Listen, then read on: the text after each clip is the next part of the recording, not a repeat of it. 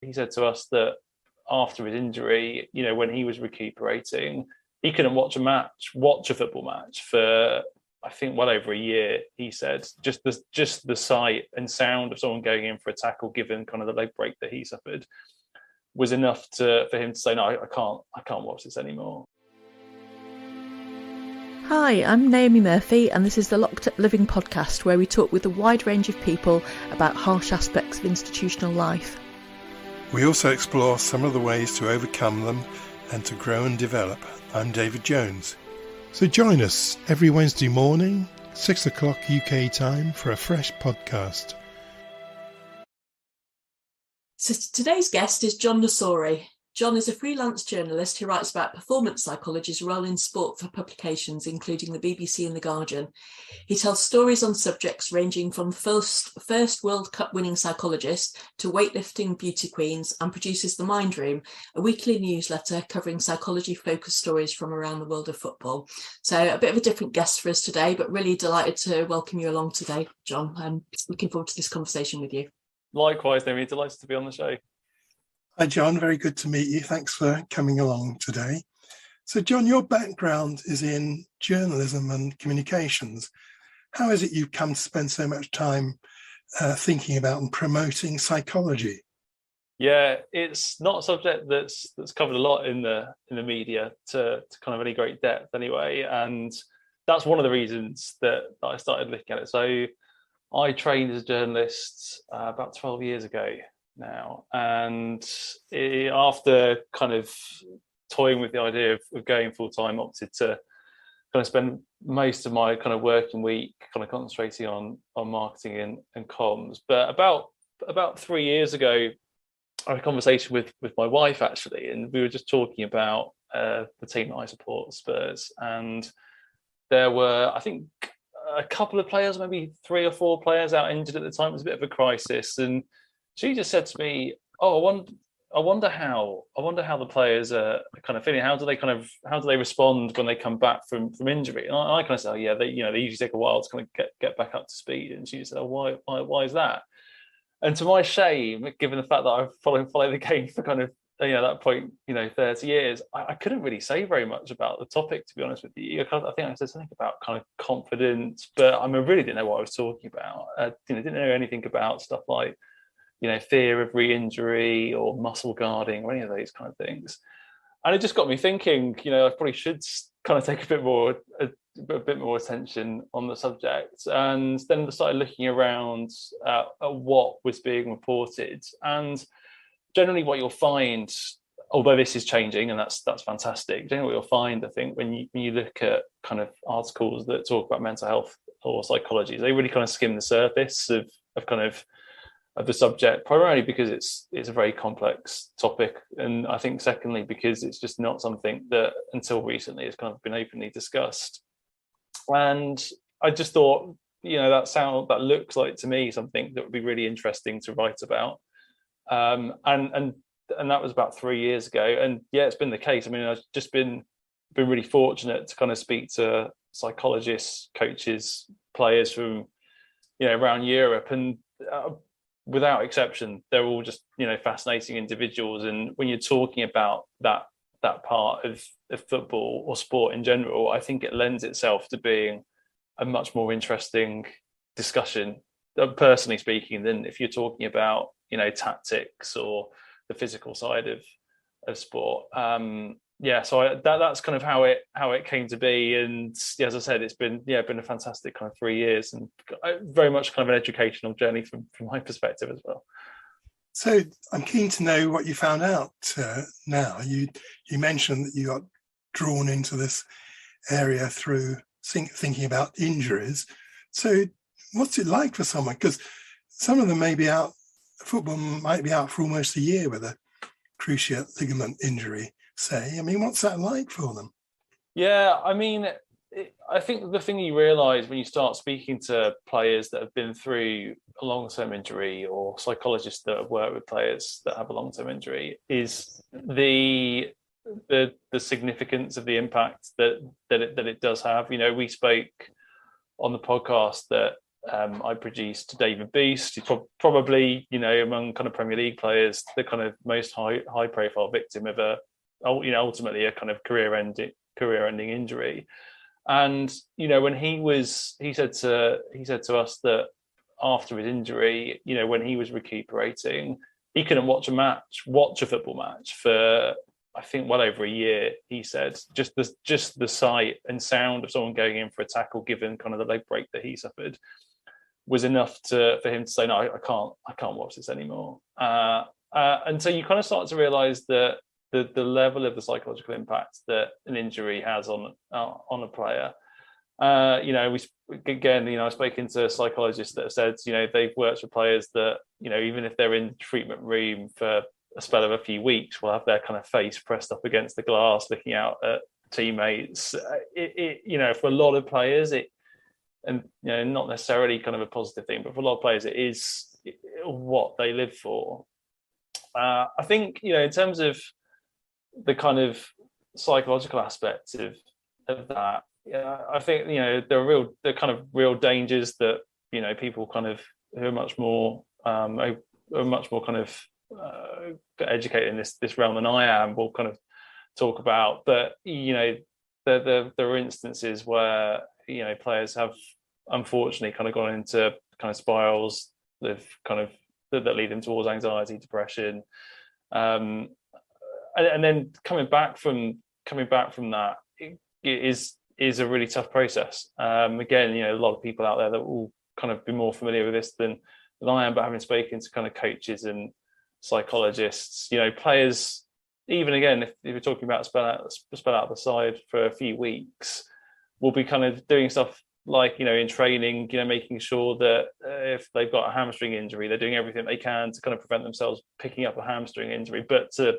the detriment of, some of the other, some of their other kind of muscle areas. And you kind of start to realize that the impact's kind of all encompassing. And that was just something that I've got to say I really wasn't aware of to any great extent. And it just, I suppose, when you kind of see players being torn apart for not playing particularly well after they've come back from, a long spell out on the sidelines, it makes you appreciate what they're going through and maybe why they're not kind of hitting their straps in the way that they did before they picked up the injury.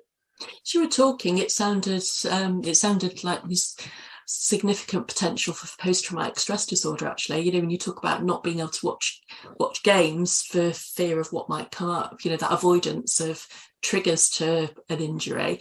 And of course, in a elite athlete, their body and the body being able to perform, and then not being able to, you can see how there's the potential for that as a trauma. Yeah, absolutely. And I think it's one of the other interesting things, just from speaking to David about that injury, was the impact that it has on the people kind of around you as well. I mean, he said that he got to the point where he felt the impacts on the players in his squad was such that he stopped going into the time he's kind of going into the training grounds to do his rehab program, and just said he didn't want to go in anymore because he felt that it was having too much of an impact on the players around him. And again, it just, as a fan, or even as someone that, follows the game kind of relatively closely, you're quite a lot of the time, you're just not privy to that side of things. And it's very easy to forget, particularly if you kind of support a club and, you watch players, kind of deliver what you kind of regard as a subpar performance. It's just, there's so much more kind of going on behind the scenes than you're aware of. Yeah, very interesting that. So psychologists and journalists both make their living out of communicating effectively, or at least as effectively as we can. And yet we often impact on very different audience. What do you think are some of the parallels and differences in how we communicate? Yeah, so it's such a good question. I mean, I think that, in terms of the parallels, and I suppose we might come on to this, but there's a certain perception of the press and the kind of media at large that maybe isn't kind of reflected in reality. But I think certainly journalists that I know I've worked with, they look to understand their subjects, I suppose, subject both kind of in terms of the topic area, but also maybe the person that they're covering in real detail. And I guess that's, in terms of kind of understanding the person or topic that you're communicating about or with, I'd say that there are some, there are some similarities there. And I also think that, again, just touching on the parallels, I think whenever I've spoken to psychologists, what you find really encouragingly is that they're able to empathize with someone and really kind of get to grips with what they're saying, really understand what they're saying. I think that's a skill that as a journalist you really need. And again, most of the journalists that I've worked with are very much in that mold. They'll be able to pick up on kind of nuances of conversation and kind of and report those accordingly. I mean, obviously there are kind of real differences. I suspect there aren't many psychologists that are kind of looking for a headline, hopefully not, when they kind of go in to speak to players. In that respect, I think that there is a difference in the way that as a journalist you get to communicate with whether a coach, a player, or a psychologist that you're speaking to. One of the things I kind of try and do when I'm speaking, in particular as a psychologist, because that it is difficult sometimes to talk about the work that they're doing in real depth because of confidentiality, is just to try and really kind of look for some of the details that we can discuss and kind of hone in on those and really kind of dig beneath the surface a little bit. I suppose maybe there are more kind of similarities on that front. I guess you kind of do have to do that again as a psychologist to really kind of get to grips with the person that you're kind of speaking to. So yeah, and I think there are kind of more parallels than you might kind of suspect. Again, I think there's probably a perception of the media and the press that's kind of rooted in, ultimately I suppose what the kind of tabloid press was like, in the kind of 80s and 90s. And as I said, from my experience, that's just not reflected in the reality. I think particularly as you see, again, we might come on to this, particularly as you see kind of the media landscape changing as well. There's kind of less and less room for that kind of journalism, which is obviously a positive development. I was thinking as you were talking, John, that the storytelling element is there for both roles as well, because I guess for both of us there needs to be a coherent story. So a lot of psychological ways of thinking is about being curious about the person and trying to understand how they've ended up in the situation that they're in and what that pathway was like. And so you're hoping to have a bigger picture at the end where the pieces make sense together. And I guess that's the point to journalism as well, that you need to present your audience with a story that has coherence and makes sense.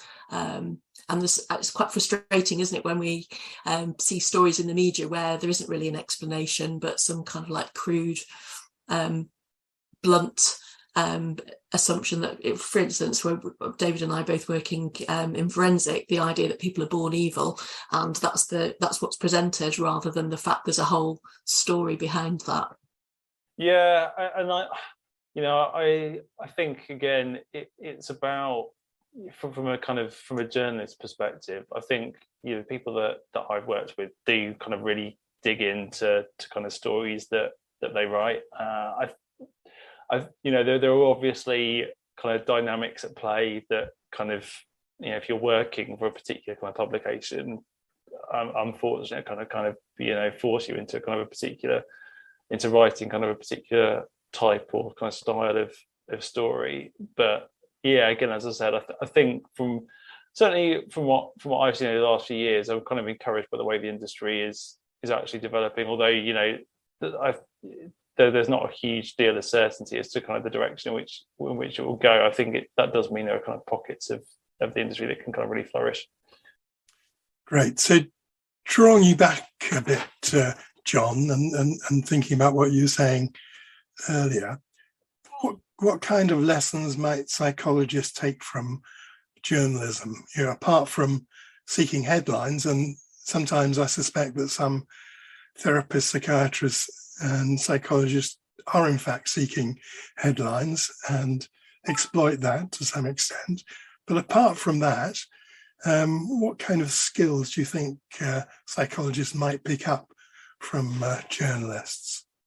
Yeah, I mean, again, it's such an interesting question, because it's not kind of a link that you kind of normally draw on. But I mean, I think, one of the things that you're taught when you're running for your journalism training is, the kind of ability to be kind of succinct and simple in the way that you communicate, the way that you tell a story.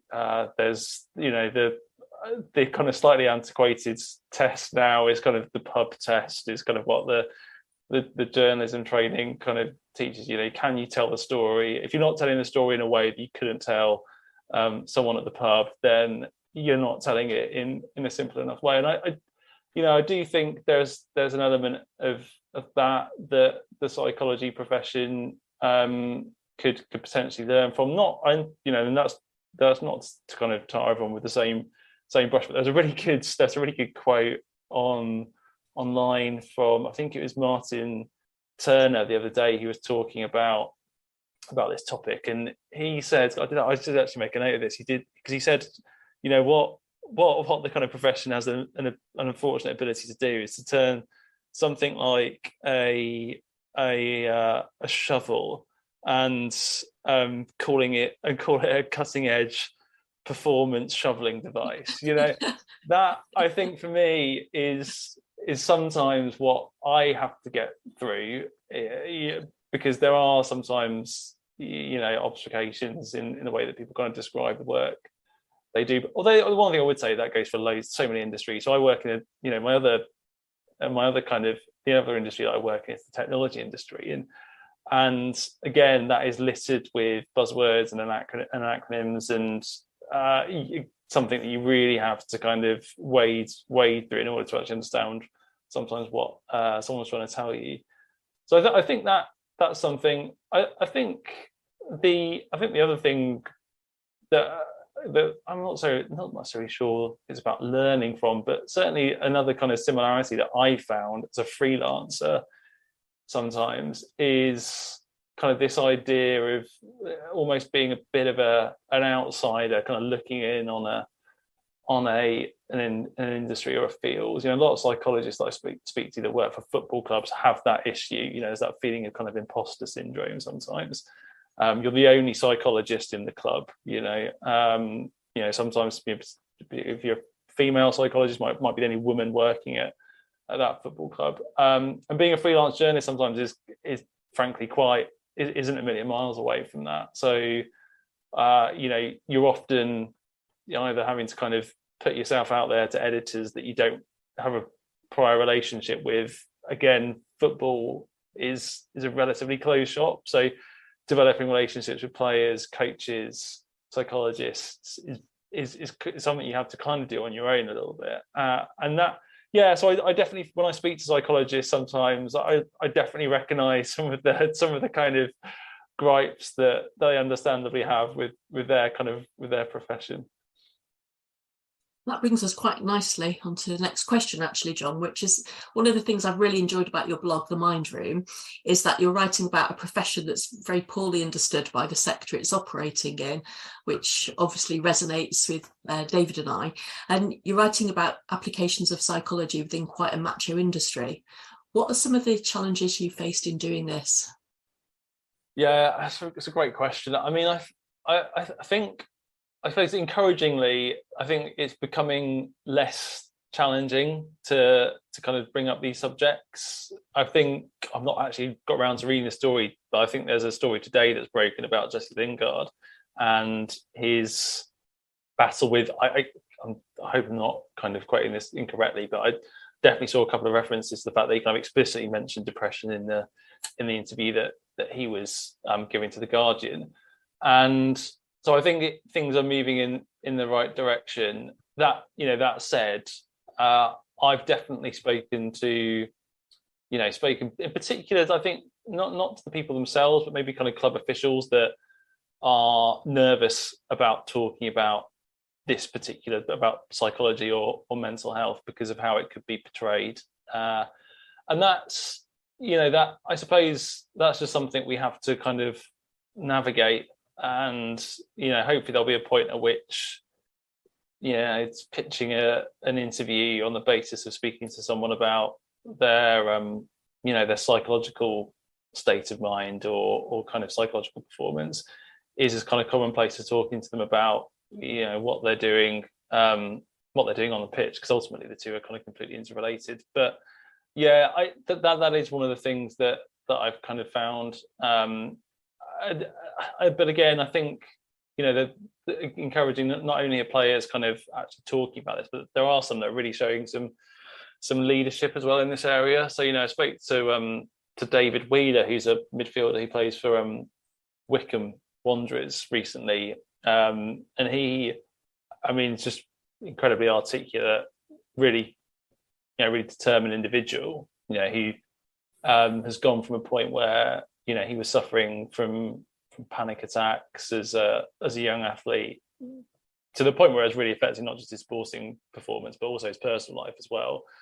To a point where he's now completed a psychology master's, just produced as part of that some research which will be published I think next year at some point, which talks about why psychologists aren't better represented in English football, and does that with real kind of candor. And he's now in a position I think where he's able to talk about this subject in a really kind of erudite way. And I think there are more players hopefully that will emerge over the course of over the next few years that can start to kind of lead this debate a little bit. And hopefully then we get to a point where as I said, not only is it easier to talk about this stuff, but we're actually kind of making some progress in dealing with some of the issues as well. Because I know, certainly speaking to David, he kind of feels there's so much more that football can do, and it's encouraging that there's a player that's talking about that now with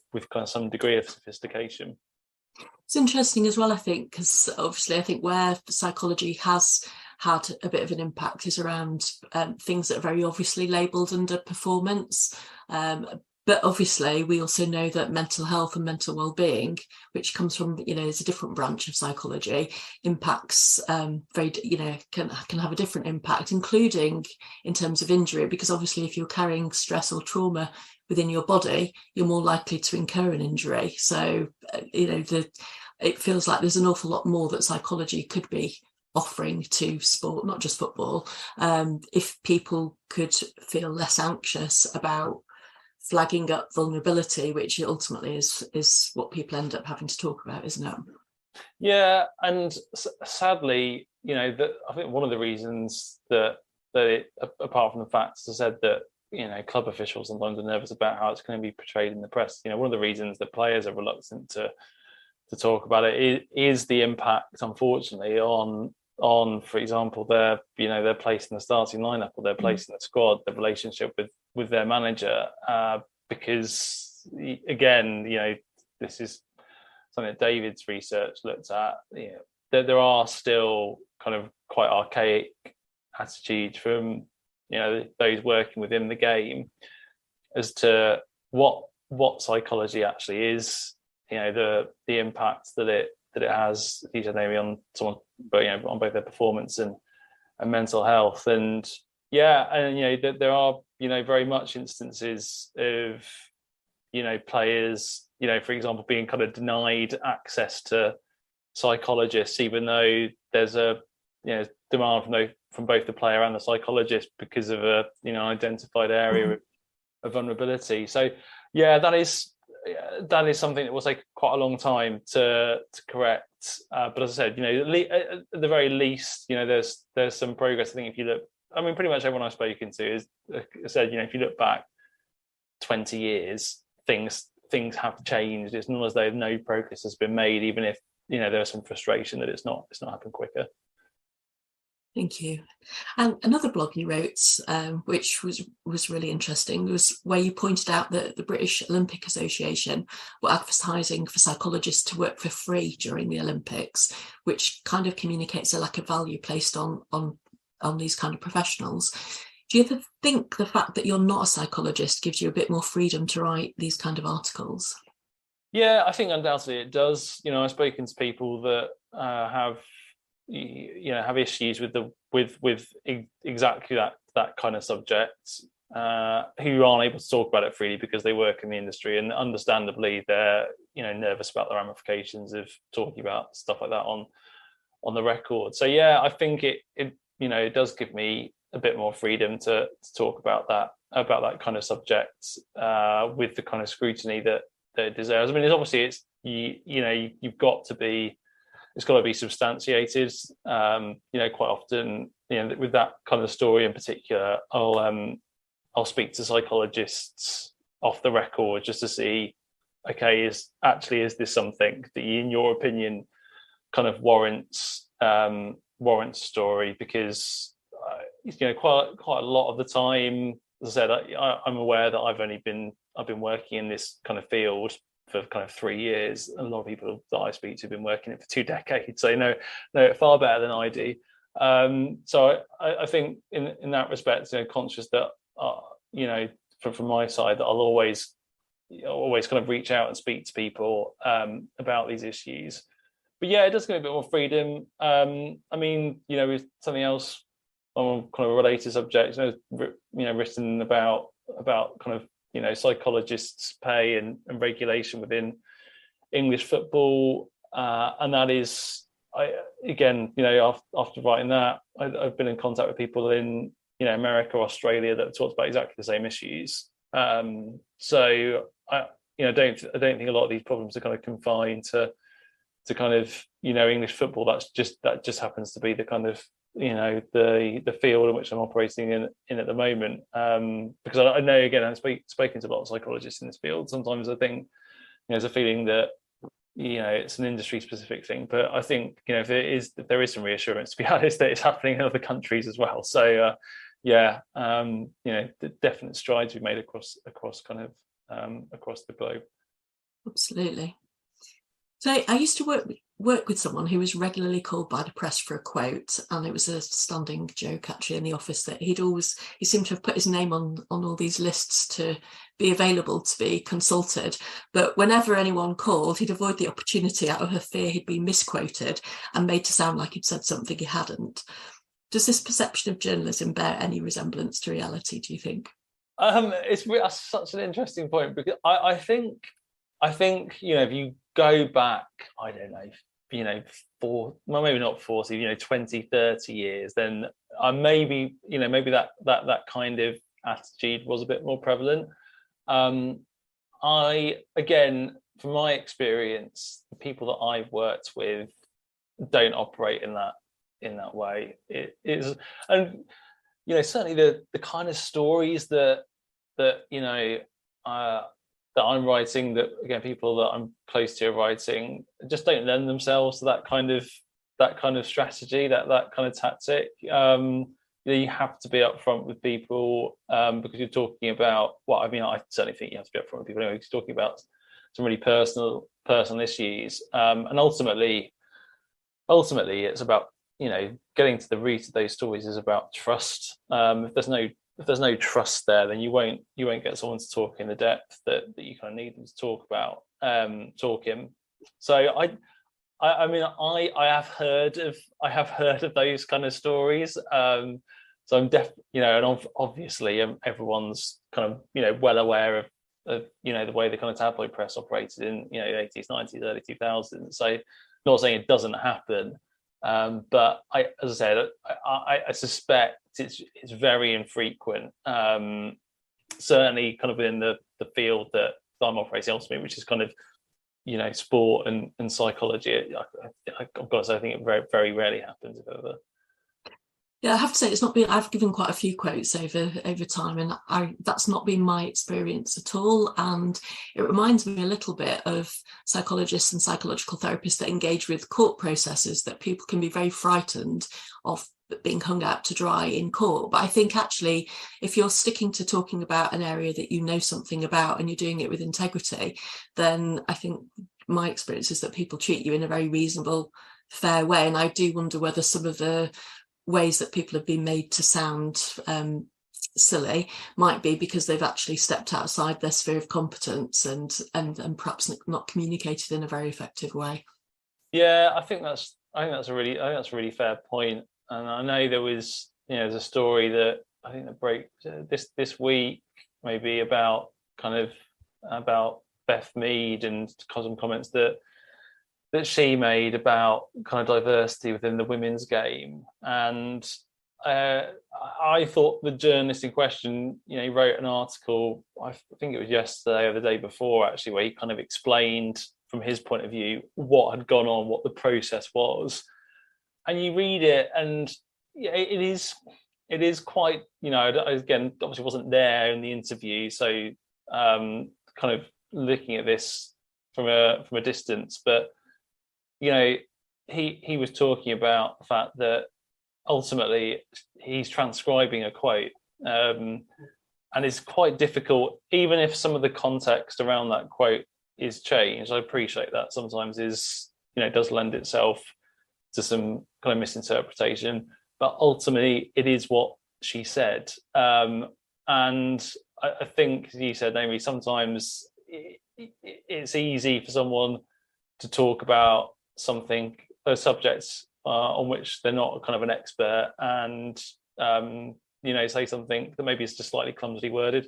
And I think as long as a journalist, as long as you're not kind of overplaying your hand in saying, I don't know, for example, kind of focusing the article completely on that quote, I think that's kind of fair. That's you're putting forward ultimately something that someone said as part of an article, and sometimes as I said, sometimes it won't always be be a kind of 100% flattering, but that is the job of a journalist, is to report the story. It's not to be a kind of a PR agent. But it's good to hear that sense of balance, because I suppose one of our motivations for having you on the podcast is to really want to encourage psychological therapists to engage with human stories in the media, because actually that way people do understand more about ways of working. And I think perhaps some of the problems that people have in depicting people who offend in a certain way might be because there isn't enough engagement of psychologists and psychological therapists with the media. I don't know what you think, David. Well, I think you kind of put your finger on something in that I do think there's a lot of fear and anxiety about, and connected with journalists, but also, of course, connected with psychologists and psychology. So there's a tremendous anxiety about losing potency, losing strength. So, and you can link this back as far as the story of Samson and Delilah, because Delilah's seeking to get Samson's secret from him. And of course, when he tells her, she cuts his hair off and he does lose his strength. But of course, that's the anxiety, but it's only an allegory. I don't know what you think about that, John. That's a really interesting example. That wasn't the analogy that kind of sprung immediately to mind, but yeah, it's a great example. I mean, I think it's interesting. Sometimes the kind of anxiety it kind of stems from I guess the way that journalists sometimes kind of look to tackle these subjects. I think the one thing I would say, maybe it goes back to what we were talking about earlier, is that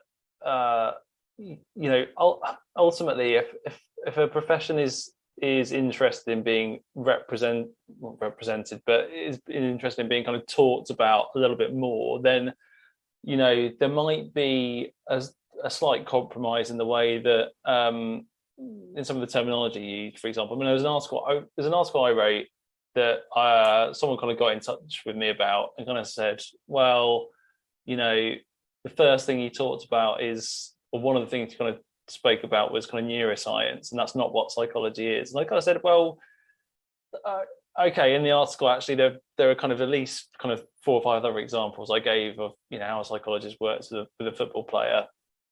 And that could be anything from kind of chats on the training ground through to kind of using, techniques like visualization or self-talk.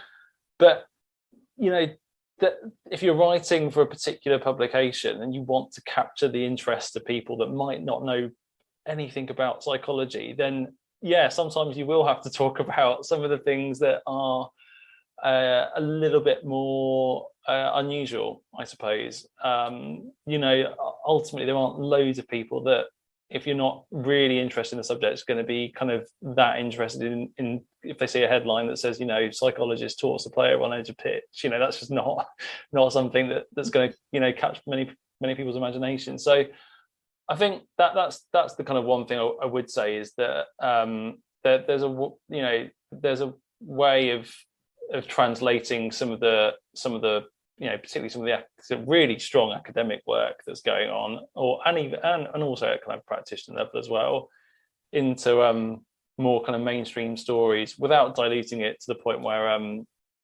psychologists should be kind of anxious or kind of offended by how it's portrayed. Yeah, thanks very much. So, John, journalism seems like it's at a bit of a crossroads at the moment. People are much less likely to buy a newspaper. I haven't bought a newspaper for years, for example. How do you see the profession developing? Yeah, I can't remember the last time I bought a newspaper, to be honest. Though, it's been a long time. I think it's interesting. So, obviously, real move from across the industry, from relying on ad revenue to subscription revenue.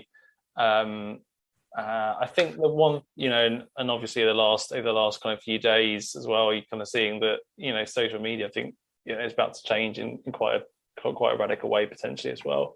I think that does offer some opportunities that are quite, I think, hopefully quite positive for the industry. I think if people are prepared to kind of pay for a service, then it does give. And I've spent some very small amounts of money on subscriptions over the course of the last few years, with niche publications that really kind of get to grips, really understand the subject area they're dealing with, and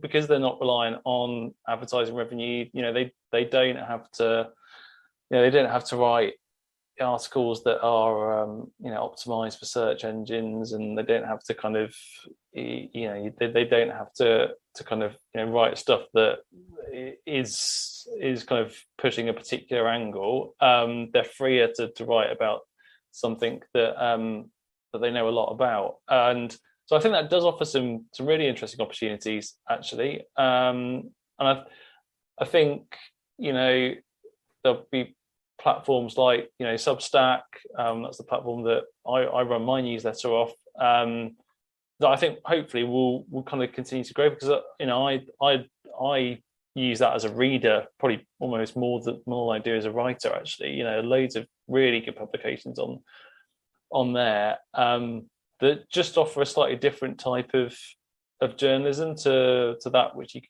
you saw even kind of five years ago, more in depth, more analytical, and I think that's really positive personally. I just hope that over the course of the next few years that's sustainable, because obviously there's certainly in the UK, if not across kind of Europe and wider, that there is obviously a limit to the amount of money that people can pay for these kind of things. But fingers crossed that continues. But I guess you would be fairly unusual in seeking out that kind of journalism. I subscribe to the New York Times, I read The Guardian and The Independent, and yet, strangely enough, I probably read more of the Daily Mail and the Express than I've ever read in my life, because they appear on various feeds, you see, although I tend to only see the headlines, and that tells me enough anyway. But then of course, we've got the example of Twitter, where it seems that there's the potential for communications to be taken over by somebody who, well, appears to be deranged. Sure, this is quite dangerous. Yeah, I mean that I'd be interested to see what happens over the course of the next few months. I mean, I'd be really interested to see what happens. I mean, so at the moment you're kind of seeing, I know this because I'm subscribed to the platform, but I mean, certainly kind of Substack are kind of really pushing some of the kind of chat features that could potentially offer a replacement to Twitter at the moment. I think that there will be obviously more companies like that out there, trying to fill a void. And that said, there are so many influential people and groups tied to Twitter. I'd be surprised if it kind of collapsed that suddenly. I just think that, as I said, that there are so many very influential groups of people that are kind of tied to that platform, that I think it would be quite a move if it was kind of disbanded so suddenly. Although who knows, because as you said, David, it's owned by a very unique individual. So yeah, who knows? Good phrase, isn't it? A very unique individual. Yeah. Thanks for that. Well, I thought it was interesting. There was just such a mass outcry about all these blue-ticked people are going to depart, and I think whilst I do follow some people who've got blue ticks by their name, I'm actually much more interested in people offering analytical comments on a whole wide range of issues. They're not celebrities, but they really know their subject area really well, and that's what I'm interested in, and that will stay the same, surely. So yeah, I completely agree with that, Amy. Actually, I mean, I can't remember the last person that I followed because they had a blue tick next to their name. Well, I understand that this it does have maybe kind of some implications if you're talking about kind of stories, the breaking stories that involve kind of national security matters, something like that. I get why there's some kind of verification in place, but I mean it's a little bit of a storm in a teacup to some extent. Moving on from this chaotic area, John, another parallel between journalism and psychology is that for many people, they end up spending a portion of their working week engaged in freelance work. What do you think are some of the stresses associated with freelance work, and do you have any advice that you'd give to others to manage these stresses? Yeah, I think there are some real kind of issues with freelance work that I found. So I think one is it happened particularly during the kind of various lockdowns is that kind of that kind of slightly artificial feeling that you kind of need to be kind of always on, because ultimately one of the nice things about freelancing is that you can kind of spend 15 minutes here, 20 minutes there, working on a story or contacting someone, but that can become all consuming, and that's really something that I know other freelancers, from kind of speaking to them, have found difficult to deal with. I think establishing a routine on that front is really important. I try and make sure that I limit myself to checking social media 3 times a day. I don't always manage it, but by and large, I'm relatively good on that front. I just find it becomes, again, a little bit overwhelming sometimes if you're kind of on there constantly, and particularly sometimes if you're, if you are a journalist, not all the comments that you receive are necessarily positive, and sometimes I think there are kind of, you can fight that battle sometimes, and sometimes it's just a question of kind of moving on from it a little bit. So I think having a routine's incredibly important. I think the other thing that I kind of thought was that avoiding kind of comparison was something that, again, I think you can kind of fall into the trap of. sometimes it's kind of really easy to look at kind of journalists that that kind of putting stories out left, right, and centre, and kind of think, oh my god, how are they doing this? Where are they finding the time? And you've just got to kind of stop yourself from trying to kind of emulate others. This is why, kind of back to the start of the conversation, I suppose, why it's been really useful for me, to be honest, to be speaking to psychologists on such a regular basis, because you start to learn a little bit more about how you're operating as an individual, and just having that kind of sense of perspective on the job that you're doing. Ultimately, it is just that. Fortunate to be in a position where I can write about some topics that I'm really interested in. I think are really worthwhile. But ultimately, it's a job, and I think if you can kind of make sure you kind of retain that sense of perspective, then you're in a really good place. Thank you.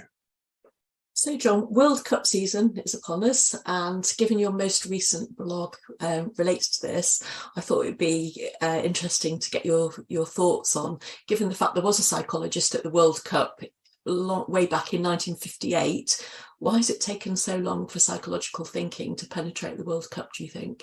I mean, it's amazing when you think about it, really. The Brazilian and FA who employed that psychologist, Amy, were kind of so far ahead of their time. Certainly football wise. I mean, I've seen kind of references to psychologists using in sporting circles around that time, but they were kind of almost pushed into using a psychologist because of the fact that the kind of previous two World Cups have been such disaster for Brazil. So they were essentially kind of, and obviously this is kind of pertinent to teams now, but they were essentially searching for kind of an area of advantage, any area of advantage. And they said, well, okay, why don't we look at psychology, as an area that would aid performance. And they employed Dr. João Carvalhales, who joined them in Sweden in 1958, and he obviously kind of went on to join that squad in winning Brazil's first World Cup. I think the reason it's taken so long kind of subsequently is probably, I think there are a multitude of factors. I definitely think, from speaking to psychologists and coaches, one of the things that kind of consistently comes up is football's kind of fear of or kind of slightly kind of ingrained conservatism in comparison to other sports in particular. Instances of kind of psychological support in golf, motor racing, much more prevalent than in football. And I think there are reasons for that. I talked about kind of hypermasculinity within the game, that kind of fear of vulnerability, of a kind of a slightly insular culture, again, across the game. So I think there are kind of factors like that, and then I also think that there aren't loads of kind of high profile examples of psychologists that have gone in and done fantastic work, even though that undoubtedly has happened over the course of the last 60, 70 years. And I think hopefully the more that the subject is talked about publicly, the easier it will be for psychologists to really make an imprint on the game. But I suppose the positive thing to end on there is that I wrote in that blog that I think you'd be hard pressed to argue there'll be more psychologists, if not going to Qatar, then at least working with the teams prior to going out there, or maybe kind of remotely, than there would have been at any major tournament. So that's again kind of a sign of progress, and not just even, and I suppose again just kind of think about psychology more broadly, not just psychologists, but sleep coaches, professionals that are hired maybe to deal with specific issues. So, maybe clinical psychologists deal with mental health. So there'll be more professionalism attached to this World Cup, I think, in that respect than any other. Thank you. It's good to hear. So finally, I'm assuming that as a journalist, you have to engage with the emotional content of people's stories to make readers care enough to continue reading. How do you cope when you're immersing yourself in people's more painful stories? How do you keep yourself feeling nourished and protect your own well-being? Yes, I think I'm quite lucky in that some of the stories the stories that I write, generally speaking, although we do touch on kind of sensitive subjects, we tend to talk about them pretty positively. I think there are, there's journalists out there, there's novelists out there doing some fantastic work with people that have been through a hell of a lot. And if I put myself in that position, I would, I think sometimes it would be a real kind of struggle to kind of retain a sense of perspective. But by and large, the people that I'm speaking to are, although they've been through an awful lot, generally speaking, that they have kind of come through that. They have kind of learned to to deal with kind of whatever issue that they've been facing.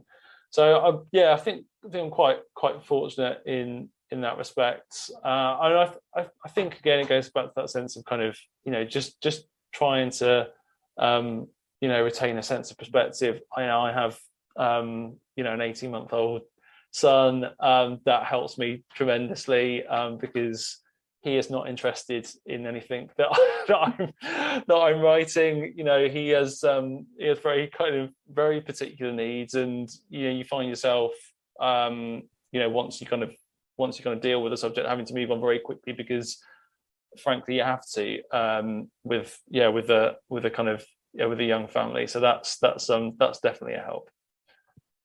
I also wondered whether actually the stuff that you do in your freelance, where you're obviously really passionate about football as a football fan, and I wondered whether focusing your freelance work on that was a way that managed to offset any other things that other stories that you might be covering in the rest of your week.